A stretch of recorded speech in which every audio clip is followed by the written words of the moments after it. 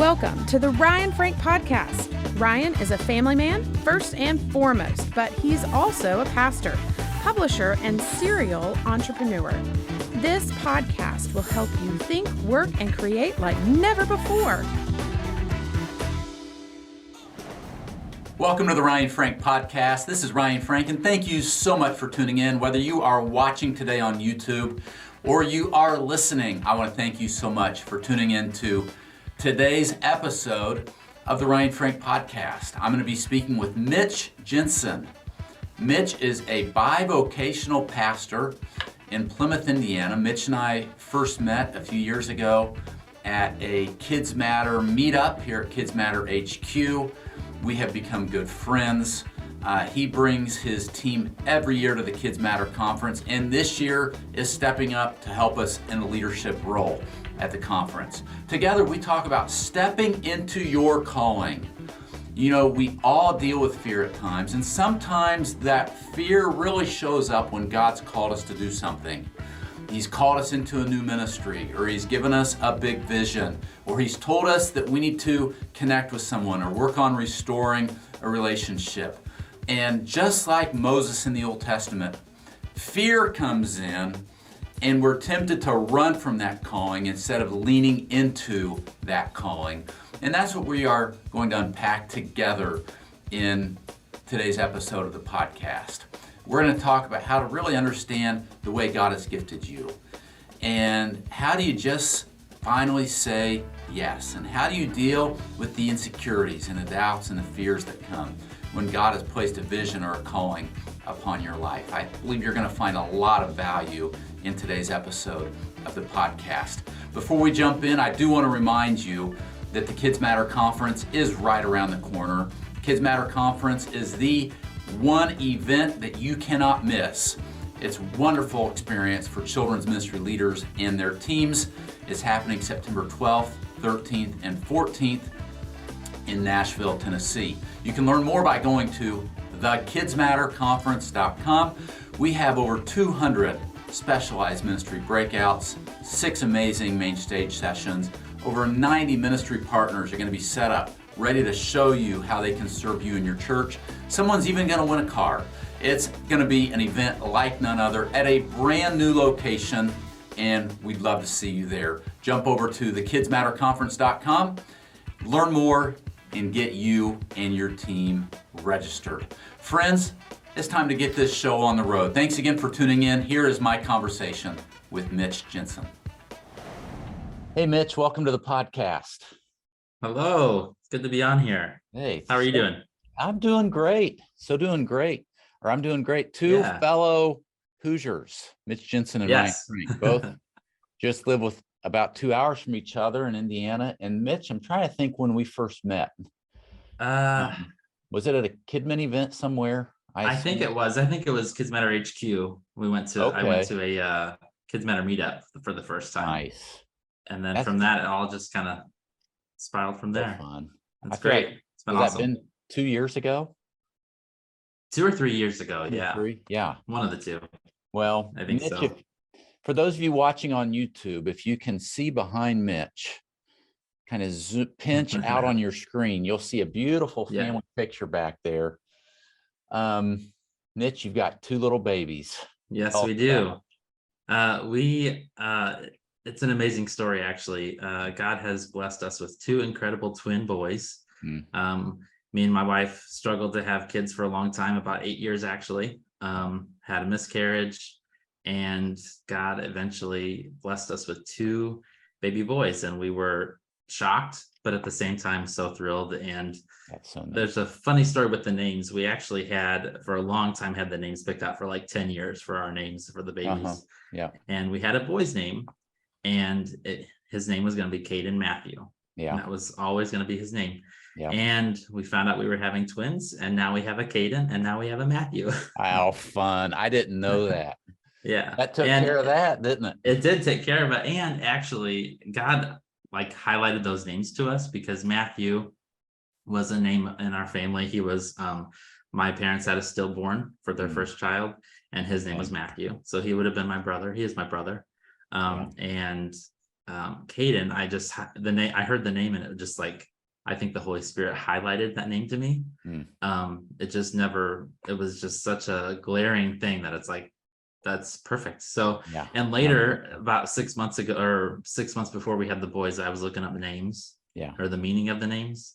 And Caden, or Matthew, means gift of God, and Caden means loving companion. Actually. Oh, wow. How neat. So That's perfect. Yeah, so I think God knew exactly what these boys' names were going to be, and he knew our story. So how neat.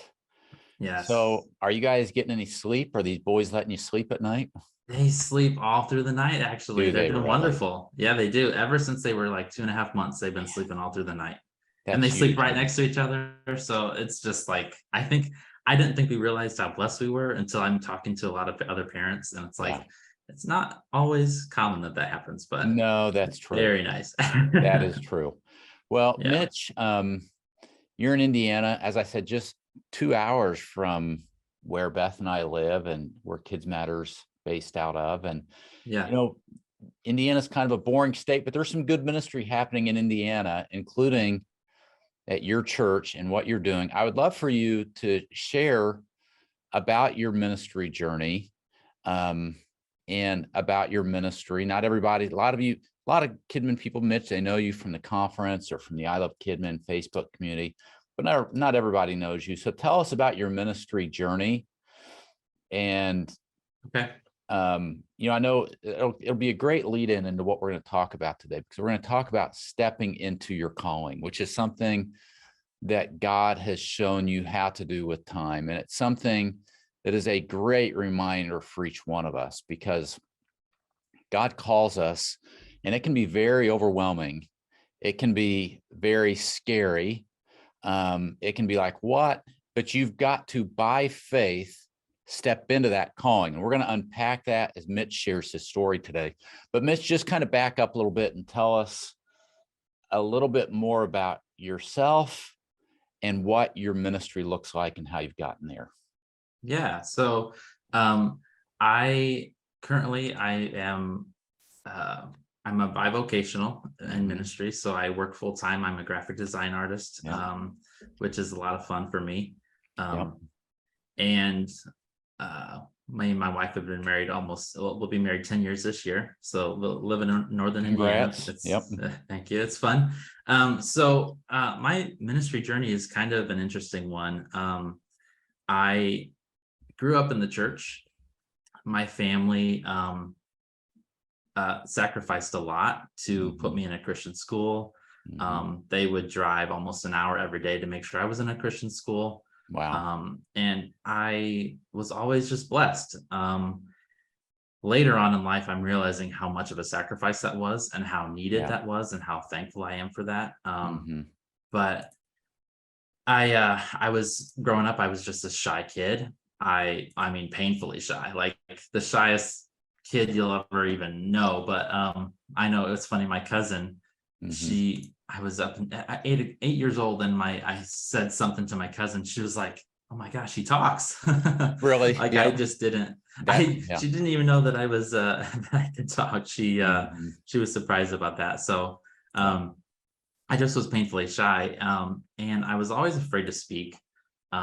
Just always nervous. But when I was in grade school, a lot of my teachers and them were going to, our church had a Bible college at that time. Okay. And they were always going to that, and they were learning and actively learning at the college. And I was probably in, I don't know, 4th grade. And I was like, I am never going to Bible college, just because I heard of all the assignments they had to do and how scary that was. And it was like, I'm never going. I'm never doing that. And what 4th grader says that, right? Somebody that's going to be going to Bible college. Exactly. Yeah. Somebody that God was laughing and it's like, oh, if you only knew. So as time went on, I went to school for graphic design. Currently I live in a town of about 800 people. So it's a very small town. Locally, we have a lot of things around us, but I left and I moved to Fort Wayne to go study in college. And I just was just going through the motions, right? I just was very lukewarm, if you had to put it. Yeah. And I grew up in school, in church, but like I just definitely was going through the motions at that time. Mm-hmm. And after college, I moved kind of closer to home, and I felt like God was telling me, you need to go to Bible college. And at first was like, no, I don't want to do that. Don't think I heard that right. And I definitely feel like God just kept pushing me and prompting me to do that. And the fear of mine was, well, I don't want to have to speak in front of anybody. That's my biggest like fear. I don't want to have to Yeah. speak in front of anybody. Yeah. And I pushed past that fear, and I went ahead and started Bible college. Our church has a local Bible college that we studied through. Yeah. And I pushed past it, and I said yes, and I started Bible college. Well, that just like took me to places that I never thought I would be going. But the very first assignment class that we did in Bible college, Mm-hmm. the very, very, very absolute very first thing we did Mm-hmm. was the assignment was to choose somewhere in your church and give a lesson and speak. And I was like, no, that's exactly what I didn't want to do. The very first thing. And Yeah. I chose kids ministry because, kids are easy, right? That's exactly what I was thinking. They're going to be so like loving and easy and like just welcome me with everything. Mm-hmm. And I went into the kids area, nervous as all get out. Nervous as all like, I think at that time we had like 10 kids in the class. It was such a small class, and I was so nervous. Yeah.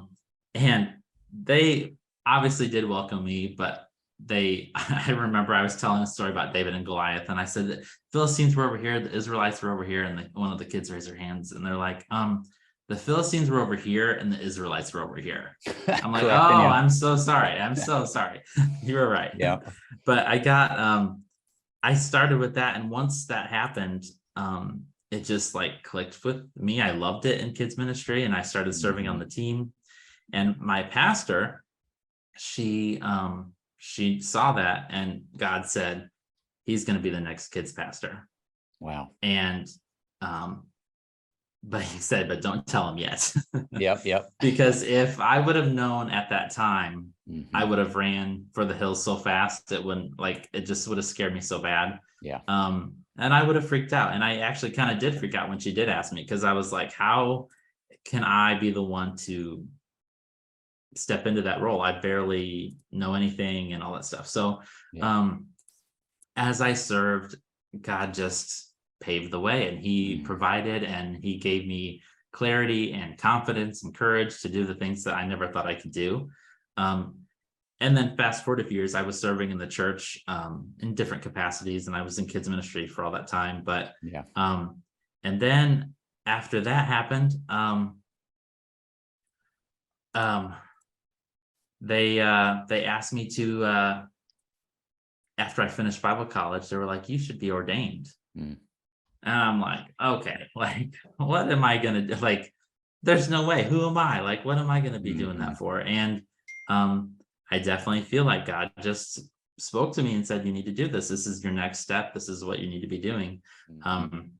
So now that I have completed Bible college, I am ordained, and now I'm one of the assistant pastors at our church, at our local church. We have a multi-site campuses, but at our local campus, I'm one of the assistant pastors. So never in a million years would I have thought that God would have brought me and led me to this moment. But as a shy kid, like now I love that. I mean, it's wild, and it's amazing what God can do with your story if you allow him to use it. And you let him work on your behalf, because it's scary, but you just have to continue with what he's called you to do. I love hearing stories. I've met so many pastors that, of course, you meet pastors that come out of the womb, with a charismatic personality and outgoing and, leading. But I meet so many pastors that have a similar story where they were just so shy, and, they dreaded giving a speech in speech class. And, they were just always, in the back of the room, kind of hiding out because they just dealt with insecurity, or, just didn't want to be in front of people, didn't want to be in the spotlight. But yet God calls them and God fills them with his spirit and gives them these abilities to speak and lead. You've learned some things, and it's where we're going to go, Mitch, I know, in this conversation, but one thing you're passionate about is just stepping into that calling, and fully stepping in, as opposed to halfway stepping into that calling. Talk to us about that. It kind of started with the moment, and actually, it was a moment that happened about, I don't know, maybe a few months ago, but we were doing a prayer service at our church, and I had just recently become ordained, and in that service, they were talking about, okay, the pastors are going to go to the back of the room and pray for people if you need prayer. And in that moment, I had just become ordained, and I was feeling like, well, I can't be included in that yet because I just did this. And I was kind of looking around and seeing like, if should I go back there? Should I not? And I was just wrestling with this thought for a good couple minutes. And I just fought with myself. I was giving excuses of why, I'm not the one that needs to go back there. I'm going to go back there. And there's pastors that have spoken for 30 plus years. And these are powerful people of God. And I don't need to go back there. They got this covered. And I didn't actually go back there. And then later I realized that like I missed out. Like I wasn't stepping into that calling. Like God has brought me to this point.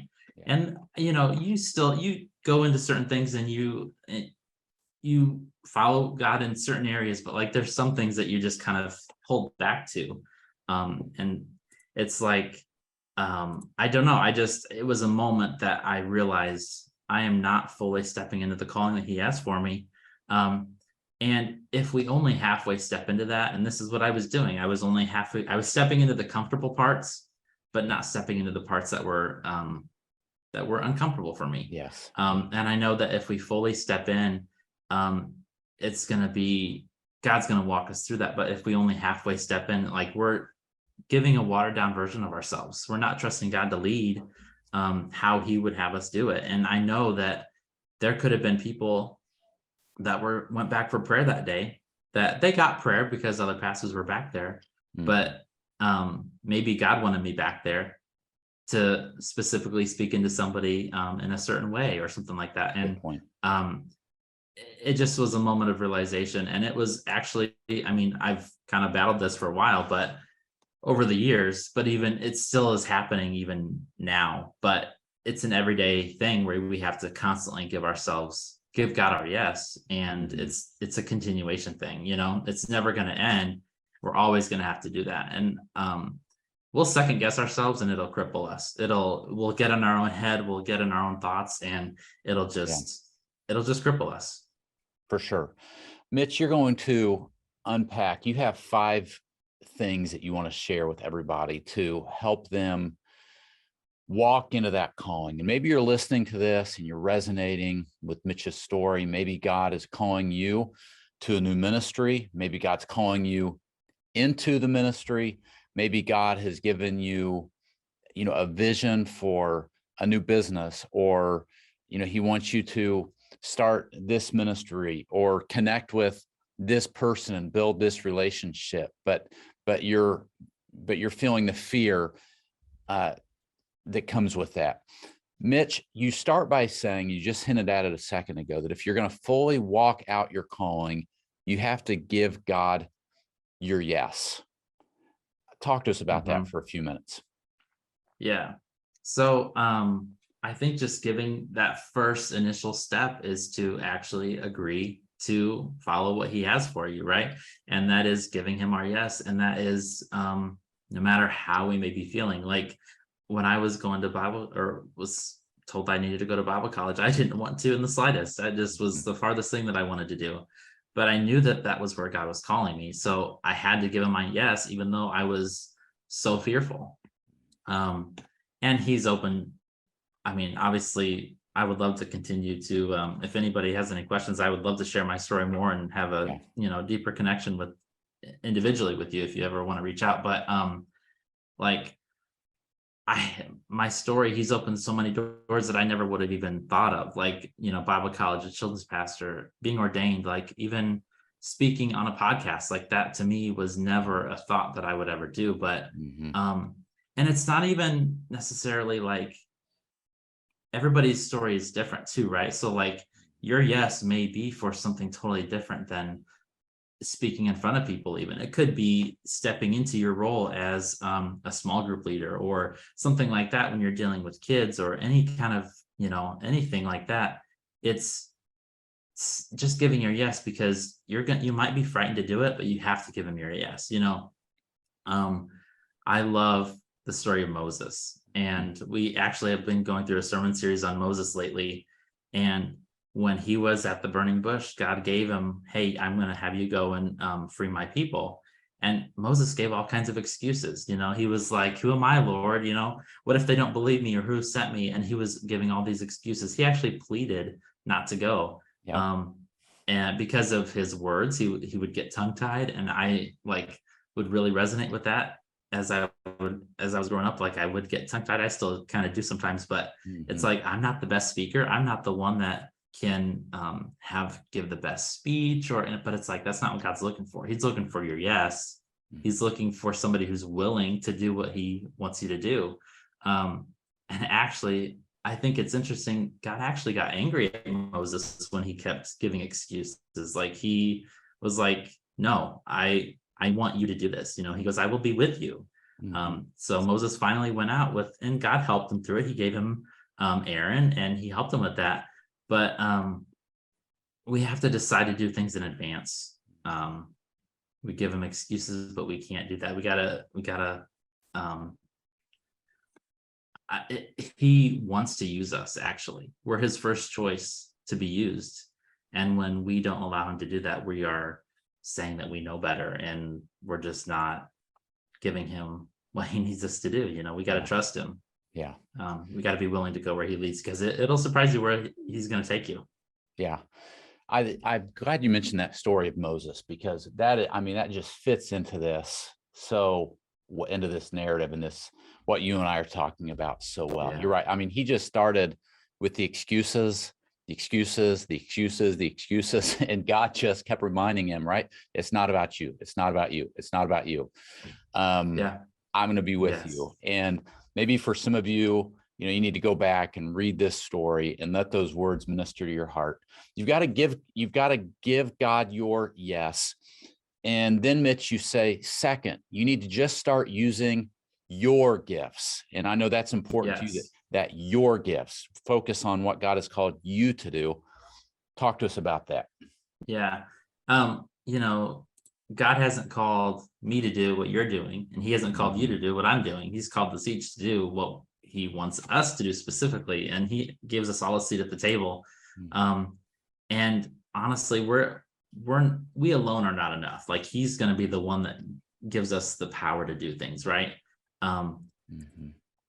But we have to know honestly what our gifts are. We have to use our gifts individually, but we have to know what those gifts are. So sometimes it means, and this is helpful for us, but also helpful for the people in our church, right? So if somebody else is looking and needing the same information, it's like, let's give them the resources to do this. So it's like, do you need help finding what your gifts are?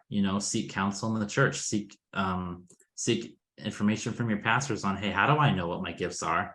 And if you know that, great. But there's all kinds of spiritual gifts tests that you can take. And honestly, sometimes you just need to find an area in your church and start serving. That's how you're going to find out if it's a good fit or not. And sometimes it may not be the best fit, so you have to try somewhere else, right? But I think that's okay. It's not just we're not just supposed to sit and take the information. We're actually supposed to go and make disciples, right? So we have to do these things, and we have to give them our yes. We have to be proactive about what we're doing. And we want our volunteers, we want our people to actually thrive in what they're doing. So when you're walking in God's calling, and when you're walking with the gifts that he's given you, you're going to thrive, and you're going to be the best version of yourself when you do that. And I think sometimes we need to help people find their gifts and give them the space to serve in the capacities that they work best in. Yeah. I've heard this from somebody else, and I think that you want the person on your team to think that they're part of the best team at your church. That like no matter what happens or where you're at, like my team is the team that makes the church go. Like if it weren't for my team, like the church would just, go. And it's like, that's a good attitude to have. Like your team is the best team. That's what you want, somebody that's so sold out for the ministry and for their specific area of serving. That's what you want. So and when you're walking in your gifts like that, usually you're so sold out that you can't think of anything else. So that's what we really want. I 100% agree, Mitch. And I love what, just to piggyback on what you said a few minutes ago about, understanding your giftings and walking in those ways that God has gifted you. I think one of the biggest traps that we can fall in is when we start comparing our gifts to somebody else's gifts, my strengths to somebody else's strengths. It will, Teddy Roosevelt said, comparison is the thief of joy. And it's not only a thief of joy, but it'll really keep you from your destiny and from what God's called you and it's tough in this social media world we live in, where we're scrolling and we're looking at other people's kids and other people's ministries and other people's giftings. And then we start feeling like we don't have what it takes. You just can't do that. You've got to recognize that God has wired you exactly the way he wants to. You are fearfully and wonderfully made. He is going to, he's going to use you to do things that nobody else can do.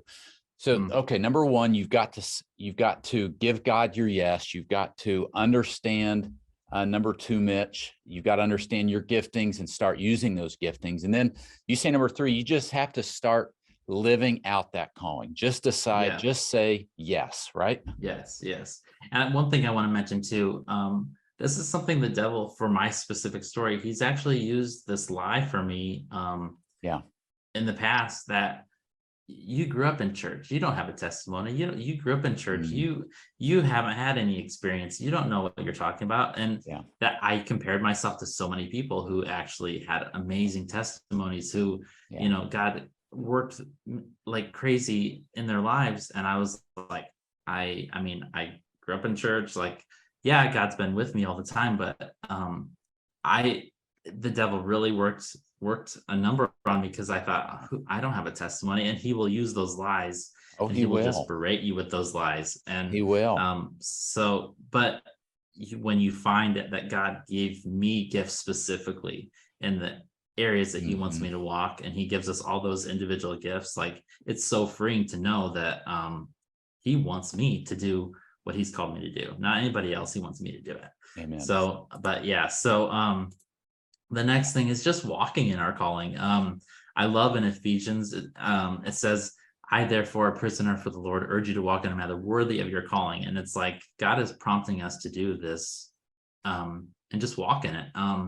God's placed the calling on our lives, so we just need to honor him by that and do it literally with everything we've got, because we don't want to have a watered down version of ourselves. We don't want to do that. And honestly, it's like, who am I to say how God can use me? I mean, who am I to say? He may want to use me in a way that I never even thought possible. I know God can connect people with other people in different ways. Different speakers connect to different people. We all have our favorite speaker, right? And that favorite speaker may not be somebody else's favorite speaker. Like he just moves those things around, and he, in his amazing sovereignty, like he does that so well. And something that I've kind of always thought about is, if I shy away from something, and it made me think of when I didn't go back there for that in that prayer line, if I don't do something, who isn't going to be reached? Who is the one person that really needed to be reached by me through God? I mean, obviously by God, but through me, but like, who didn't get reached because I was too fearful? So we just need to walk in that. And honestly, when we start focusing on picking somebody else, or please pick somebody else, the focus shifted right back on us, like, right. So it becomes almost like a prideful thing. Like we're thinking about how we're going to sound, how we're going to look and feel. And it's like, that is totally the opposite of God wants us. And it's just, it turns the focus on us instead of how God is going to work. And I think if we think we're not ready, we're just going to put ourselves right on the bench and we're going to take ourselves out of the game. 100%. Yeah. Let's dig into this one a little bit, because this is where you're going to go next, Mitch. And that is, you've got to remember that your fear can get you off track. And I know you've experienced this. I've experienced this, where I start comparing myself. I start getting down. I start thinking I don't have what it takes. I start feeling insecure. And if you're not careful, it can derail you. So talk to us about this whole idea that God doesn't want fear to derail you, but what you need to do instead. Take it, Mitch. Yeah. I think even when I was listening to the podcast earlier, Debbie Rhodes was touching on this a little bit too, how it can literally, the devil can use one little thought of fear. And if you latch onto that, he doesn't have to do anything else. That's all. I mean, he set you down the path. So it's like fear can be so crippling. It can just stop you right in your tracks. And if you allow it to work, I mean, he'll use it every time. Like that's the only little lie he's got to give you. And that's all. It's so easy. We've made it so easy for him if we just step into that fear and just like let it stop us in our tracks. And I think one of the biggest things we have to do is do it afraid. I mean, honestly, like, it's okay to be nervous. It's okay to feel that way. But if we step into God has given me, he has not given me the spirit of fear, but of power and of love and of sound mind. Like he has given us the tools to do that. If we just walk into that a little bit, it's still fearful, right? I mean, that sometimes never goes away. But it's just, and then after it happens, we're like, why was I so afraid about that? I mean, I'm not going to lie, even getting prepared for this podcast, I was like, oh my gosh, like, who am I to speak? But it's like, I'm doing this afraid, and I'm doing this because God may use me, because he wants me to, he needs somebody to hear this. And honestly, just don't discount yourself, because it's not necessarily us that's talking. It's God's words that he's using us because he wants to speak through us.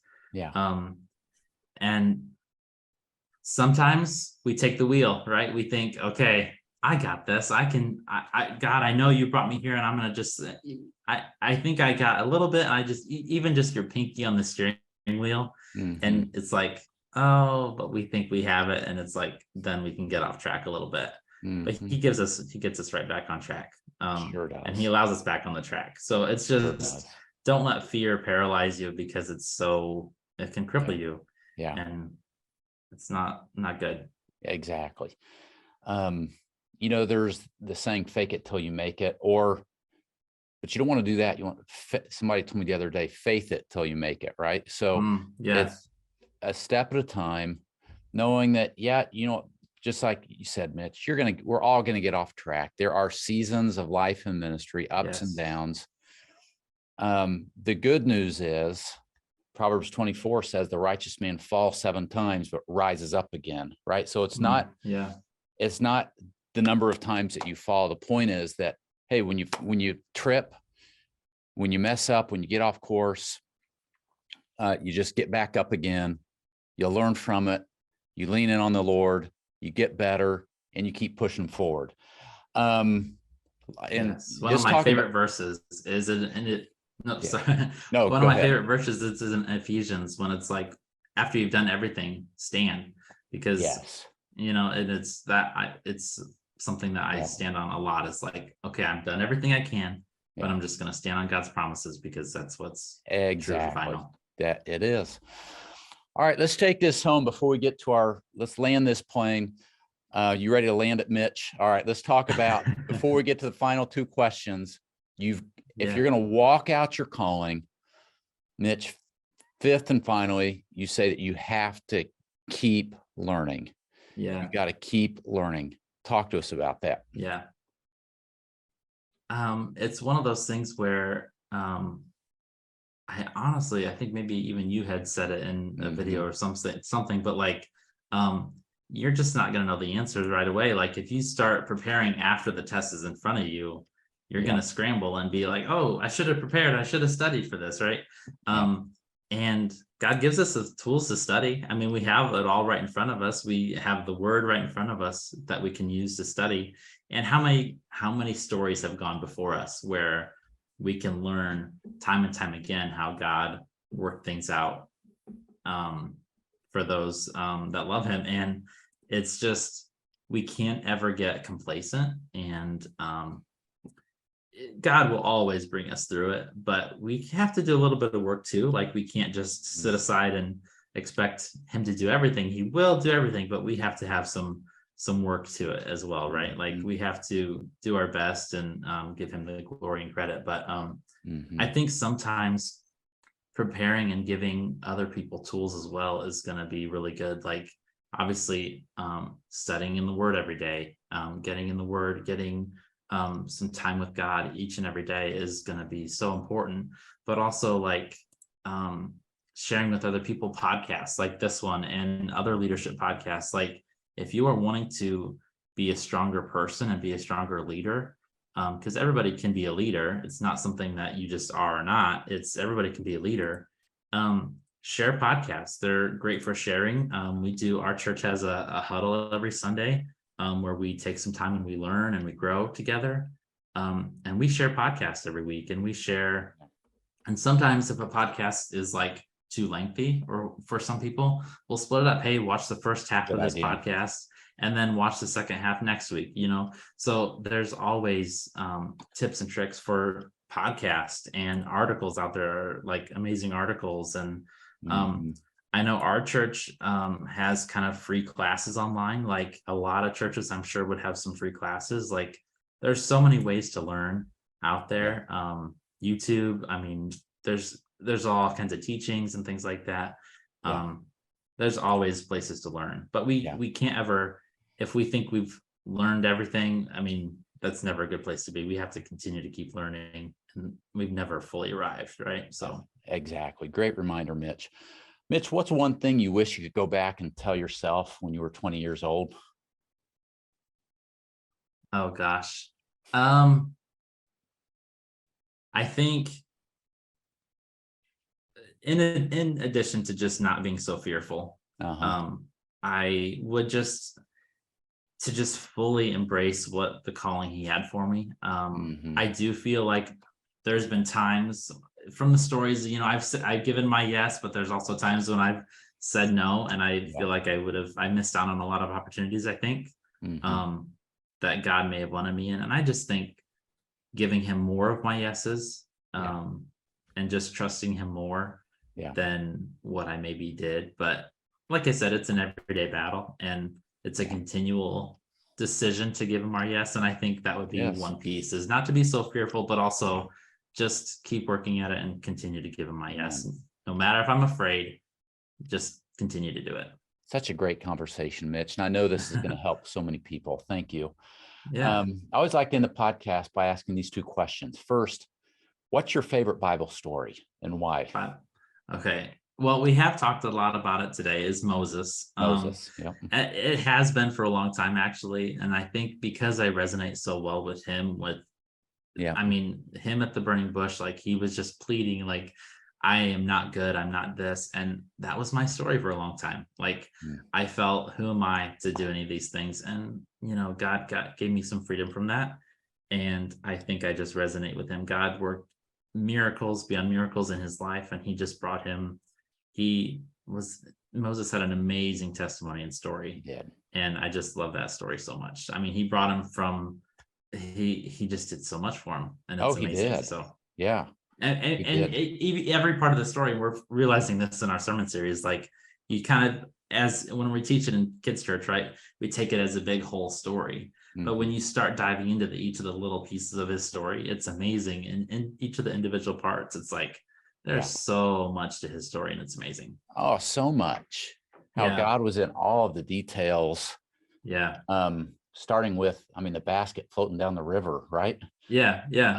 What kind of a miracle, like, would God made a way for his mom to still be his mother and still survive, but it just is like, it's amazing. And got paid from the royal treasuries for doing it. Exactly. I mean, he got an education, he got wealth, and he was the only person that could have done that, right? Like he was the only person that God was able to free his people, because he had the background, he had the history, he had God made a way, and he knew exactly. Moses had to step into his calling. He had to. He did. He was the only one that could have done it. Yeah, that's right. All right, and then wrap up with this question. What's something big that Mitch Jensen's working on right now? I'm excited. I know the Kids Matter conference is coming up in a few months, so I'm super excited for that. I'm excited to be working with you guys and your team to some exciting things for one of the breakouts or sessions of the breakout. We got some really cool things planned and working on some fun ideas for that. I love it. Yeah, we're going to do something new called Kids Matter Magazine Live. And there are going to be some just exciting breakouts that are really interactive and stuff. And we asked Mitch if he would head those up. And he got tired of us twisting his arm, and he finally said yes. No, we didn't have to twist too hard. Mitch, you jumped in and said yes. And those are going to be so fun.